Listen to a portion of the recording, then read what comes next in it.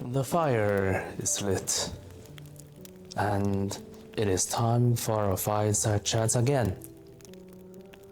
Today, I want to start a new series of stories, Gifts of Time.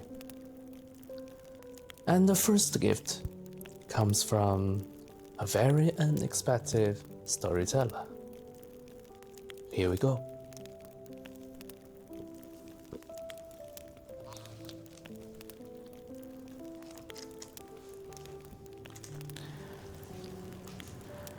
If I could talk, my voice would probably sound like a sandpaper on an old wood. A little raspy, but steady. I'm a workbench. I've been sitting here quietly in this garage for about 60 years. My surface is covered with scars of time. Holes from a slipped drill, stains from a dripped paint, and dents from a hammer that missed its mark.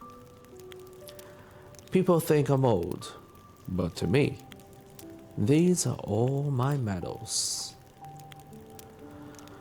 My first owner, my old friend Joe, let's just call him Grandpa.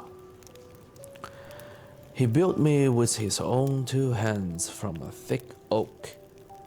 He was a man of few words. Love wasn't something he talked about. It was in everything he did with his hands. On summer afternoons, the garage door will be wide open. Sunlight slanting in, the air filled with the smell of sawdust and engine oil.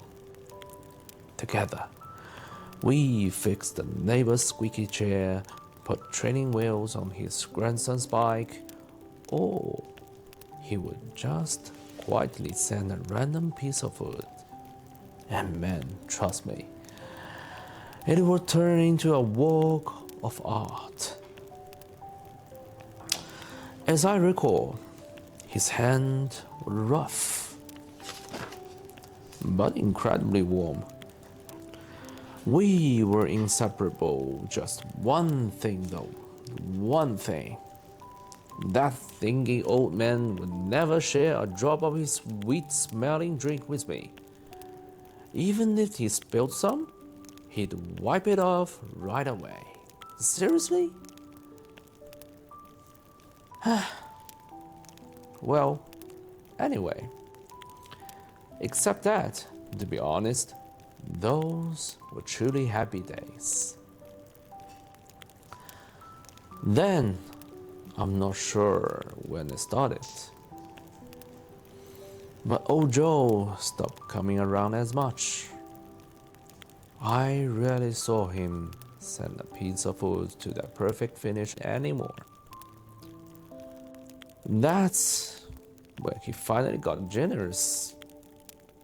He'd share at least half of his drink with me. But you know, my old friend, how I wish your hands would stop shaking. Until one day, Joe's son, Jonathan, that kid who was always yelling and running around, locked himself in the garage and cried all day. He wasn't wearing his usual baggy t-shirt.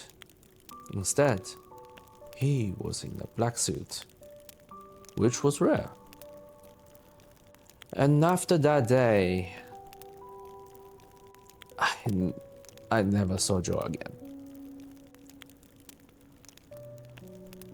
But in some way, there's still something good. Jonathan wasn't such a brat anymore. Oh, I was so sick about his loud music. He was finally starting to act like a dad. But he was nothing like old Joe. Always in a neat shirt, and I could see him through the window tapping away at a glowing box. Was that some new kind of tools? I really want to ask him, but he hardly ever came over to me. I always wondered if the kid had inherited any of old Joe's skills. Nope. No. I was wrong. That kid knew nothing about tools and machines.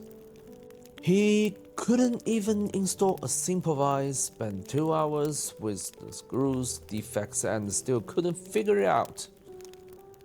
And l- look at that birdhouse you made for your son. Oh god, it's so ugly. Seriously?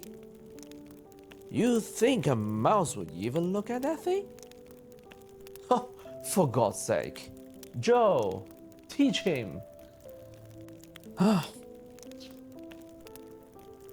But anyway, I could feel his frustration.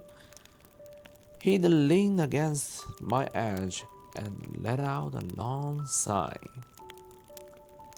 After that day, it was like Jonathan make up his mind about something. He spent less time with his glowing box and more time with me. He brought a book called oh, Basic Woodworking. Or he'd watch how-to videos on a small glowing box he'd brought in. And he'd just keep trying. Oh, by the way, I later found out that the little box was called TV. Honestly, that thing is really fascinating. Later, he fixed Jacob's toy pony that has lost a leg. He wrapped it up with glue and strings until he looked like a mommy. But his son hugged it and smiled like he owned the whole world.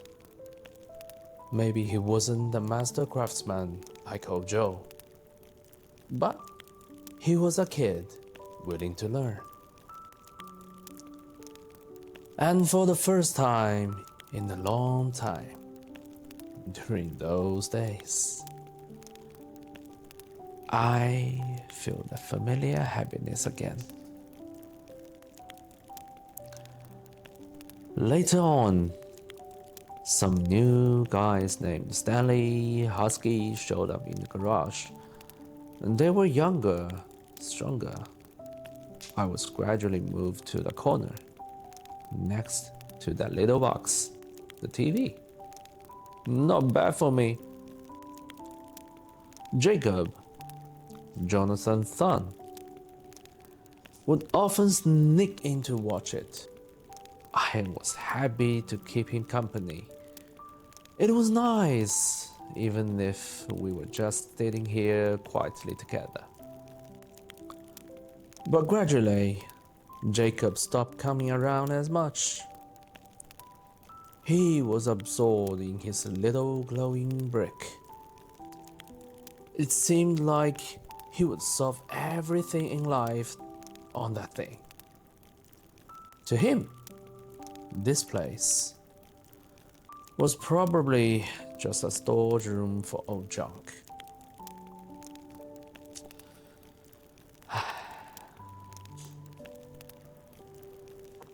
I thought my story was about to end.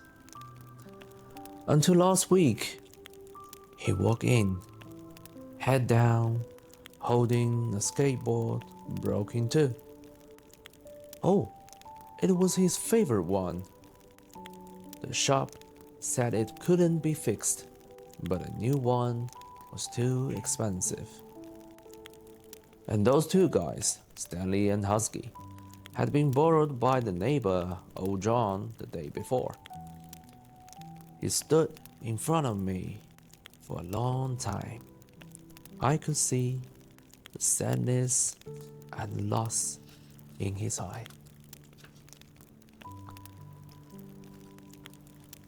Just then, Jonathan walked in. He didn't say a word. He just walked over to me. And from a box, he took out Ojo's tools, dusted me off, and said to his son, "Hey, Jacob, come on, let's give it a try. Even if we can fix it, it can't get any worse, right?" That afternoon, right here on my surface, two pair of hands, maybe even three, worked together for the first time. They studied the skateboard structure, sanded the broken edge, and applied a strong glue. The father taught his son the same words his own father used to say: "Take your time, let the wood listen to you." Oh, it feels so good. In the end, they fixed the board with a metal plate and some screws.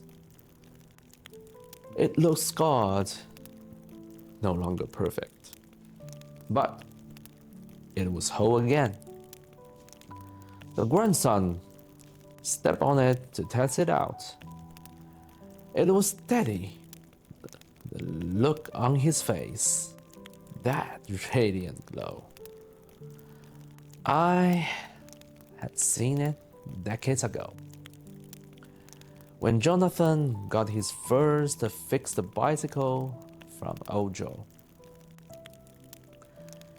In that moment, it was like I suddenly saw so many flickers of lights. Jonathan's, Jacob's, and Joe's. They never spoke to me, but they had never really left. I'm not some priceless antique. I'm just an old workbench in the garage. But I felt I'm richer than any king, because I hold the most precious thing of all, the marks of time and the legacy of love from a workbench. And so, you see, the most precious legacy we can leave behind is never the flawless collections, nor the wealth written on a paper. It is like the warm memory we can still touch, etched into the marks on the things which we have personally worn down. Perhaps in the corner of your own house, there's an old friend full of stories just like this one. It could be an old rocking chair, a set of faded porcelain bowls, or a well-worn book of fairy tales. They are quietly witnessing your life and your love. The story is over, but I really hope you can feel the warmth it leaves behind. And there's one important thing. Please remember, your life matters. And promise me, I can see you in the next story. See you in the next time. Bye bye.